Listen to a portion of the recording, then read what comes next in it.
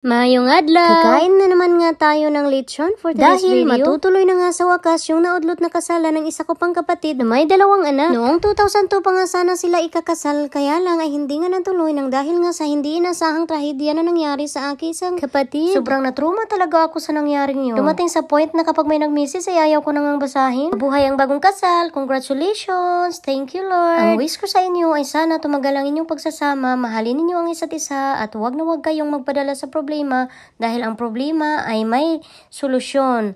Mamahalin ninyo ang inyong mga anak at dapat bigyan nyo ng respeto ang bawat isa't isa. Dahil isa yan sa sekreto para tumagal ang pagsasama ng isang mag-asawa. Anyway, sa mga punto nga na ito, lumabas na kami ng simbahan para makauwi na kami dahil ako'y sobrang gutom na rin. Simpleng kasalan nga lang ito mga mare, kaya hindi na kami kumuha ng magdidigo para naman makatipid. Medyo malaki-laki nga kasi yung ginastos namin sa pinagawa naming bahay, kaya kinapos na. Ang mahalaga nga naman ay may kasal na at mabigyan na ng basbas ang inyong pagsasama. Special thanks nga pala sa pinsan namin na nag-DIY ng venue. Maraming salamat na rin sa iba ko pang mga kapatid na nagbigay ng tulong financially, pati na rin sa mga partners nila, sa brother-in-law at sa mga sister-in-laws na sobrang mababait at masisipag. Sobrang swerte nga namin sa kanila mga mare dahil ang sobrang babait nila at nakakasundo pa namin sa lahat ng bagay. Kaya kasi madali makahanap ng mga in-laws na mababait. Kadalasan pa nga ay sumisira yan sa isang relasyon ng mag-asawa, mga toxic na mga in-laws ba, mapa-sister man yan or mga parents-in-laws.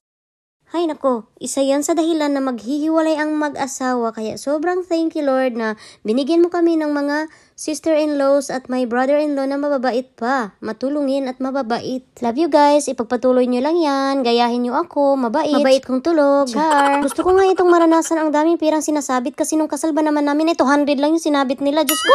Naisip siguro nila na marami kaming pera kasi afam nga yung asawa ko, pero Diyos ko, ang totoo ay wala kaming pera.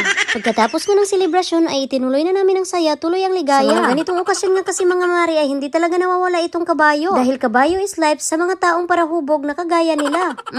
Wala ko'y labot ha. Dahil nga mga feeling singerist sila, ayan, itinurn on na kagad nila yung karaoke. Wala na po ko'y labot ha. Ayan, at dahil gabi na, umipikto na yung kabayo na ininom nila, ayan, parang sinaniban na. Sa mga oras nga na ito, ay medyo goods na sila, kaya kung ano-ano na lang sleeping nila. Hoy, mga mare, huwag nyo kaming i-bash ha. Sobrang masaya lang talaga kami sa araw na ito. Halos lahat na nga kami ay tinamaan na. Sa sobrang dami ba naman kasi ng binili nilang RH? Ikaw na lang talaga ang susuko. Charot lang mga mare. Ay, nakakapagod nga naman pala itong mag-voice over. Ay, naubos na yung busis ko at hindi ko na nga alam kung anong sasabihin ko. Yung aking husband na mula-mula na rin yung hasang. Ay, naku, makatulog na nga. At ayun naman si Luningning parang nakatamak ng kabuti, hindi mapakali. Hanggang dito na lang muna. Huwag kalimutan i-share at mag-follow na rin. Thank you for watching. Bye!